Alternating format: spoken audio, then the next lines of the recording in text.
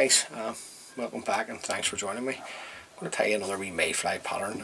This time the one that we're going to pretend is just a slight variant on a fly called the Egyptian Goose #1. The original pattern was tied by Frankie McPhillips, so this is just a wee fly here. Now, nice easy wee fly to tie. If you face the mayfly and you maybe just get into tying flies, just going to show you how to put it together. Now the hook and the vise is a Camazon B175 in size 10. We're going to start off using a uni thread 801 weight. That's just to keep the wee tag at the back of the Glo Bright floss as bright as we can. So just come in and get our thread started. I'm just going to work my thread down past the point of the hook and then remove the waist tag of thread. The tail on the fly is some cock pheasant fibres. Now don't be taking off 3, would be my view. Take it out around about half a dozen. It's a weak fibre and you want to sort of compensate for the wee fly catching a few fish. So just offer this up to the hook, and I'm looking this around about twice the length of the hook over the back. Just going to come around with a pinching loop and take about 3 or 4 turns going down the shank of the hook, tying the tail. Just try your best not to stay in one spot and just lash on turns of thread. So the tag at the back of the rib is going to be a Glo Bright floss #9. It's just a nice shade of yellow. So take a wee length of this off. Offer this up to the hook. Just come around. Just going to pull this in as tight as a dare go, and then I just work my thread up. Just basically to the length that I want to see the tag, and then I'll just work our Glo Bright floss up to our tying thread, and then back down to the tail just to brighten it up, because the Glo Bright floss is very thin. You could double it up, of course you could, but I just prefer to do it this way. And then back up. Follow this around with my thread. A couple of turns in to secure. Just going to trim this just around about the length of the body or so, and then we'll work our thread up. Just tying in the cut ends of the tail and the Glo Bright floss. Now we don't need to worry about lumps and bumps here. The body's going to be dubbed. Just tie everything in nice and tight. On the way back down we'll catch in the length of floss that we trimmed away from the tag. Just offer this up to the hook. Just doubled it over there just to make the rib a wee bit more prominent once we put the dubbing on. Just have to get the dubbing down. So the dubbing that we're going to use is this is the traditional Irish dubbing here by Frankie McPhillips. You can see it there. Bring it this way, a wee bit too. There we go. And we're going to use I'm going to use the darker fiery brown. So get a wee bit. That's the colour there that you get. Yeah, it's nice dubbing. You get the good thing about the traditional Irish dubbing, and this is not a promotion in any way for Frankie, is you get lots of colours. And it's dead easy to dub. Very, very similar to seal's fur. Now, I'm just going to work this up our body. Just tighten as you need to as you go along. Just a wee bit too much on, so we'll just take away some of the excess. Get our thread in front. Then we can bring up our rib. And I don't know, you're looking 4 turns or so up the body with your Glo Bright floss #9. Follow that around with your thread, a couple of tight turns, and come in and trim away the excess. At this point I'm just going to come in and throw in a whip finish. Trim away the white thread. I'm going to come in and finish off with a uni thread 801 red. I think on the original pattern it's a black head that's on the fly.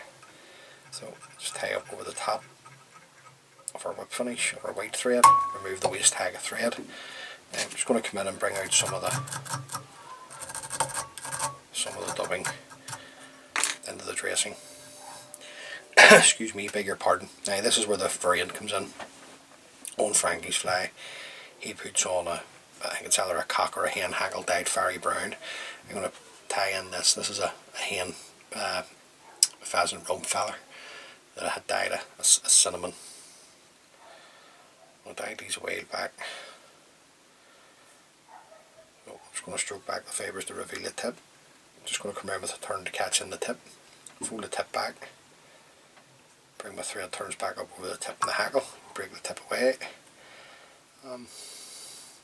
Turns here up to you. It's usually put on about 2 or 3. Just depends on the quality of the fibre.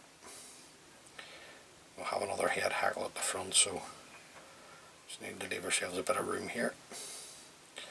So it's going to do me there. A couple of turns will hold that in position. Come and trim away the excess of the rump feather. Sweep everything back that wants to go forward. Bring your thread to the eye of the hook and work it back up. Now, we're not looking too bad. The next feather, to finish off, you're looking at, this is an Egyptian goose. This is a flank feather. Now, just going to get rid of the rubbish here off the bottom. Now, you'll be lucky if you get 2 turns out of these feathers, just simply because you can see here, bring it over this way, you can see the stem, how thick the stem gets.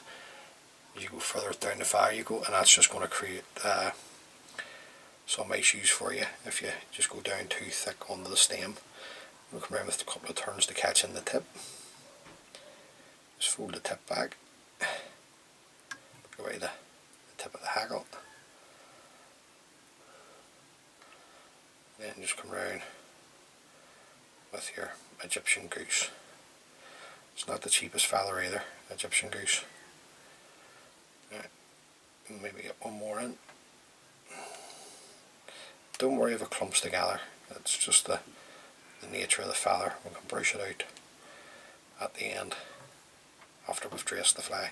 Right, it's going to do me, so I'm just going to catch in the stem of the hackle, a couple of tight turns. Just come in,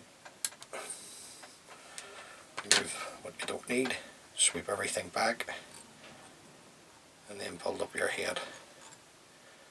I wouldn't be too shy with the head on this fly either, especially if you're going to use the red thread. Then we're just going to come in and throw in a whip finish, shaping the head here as we go. Put the thread tight, come in, trim away your tan thread. Now, we can come in and open everything up now, and let you see the fly. Now, this is a good point fly, especially faced on the legs of Loch Iron. Now, just to finish off the fly, I'm just going to come in with a wee drop of super glue just onto the head. You want this running into your hackle here, guys, so if you're using super glue, just take your time, right the whole way right round, and then once you finish, or sorry, once that dries, you can come in and put on a couple of coats of varnish just to seal up the head. But there you go, that's the wee fly there, nice and bright with the body. Fairy brown's the fairy brown in the traditional Irish dubbing is a beautiful colour. So if you're going to fish for the mayfly, you're going to fish the mayfly this year or next year if God spurs you, tie a few of those up. You know, nothing wrong with having maybe 2 or 3 of those in your box, and hopefully they can catch you a few fish. As always, many thanks for taking the time to view the video. I really do appreciate it. Thank you. And until the next time, please stay safe, enjoy your fishing, and tight lines.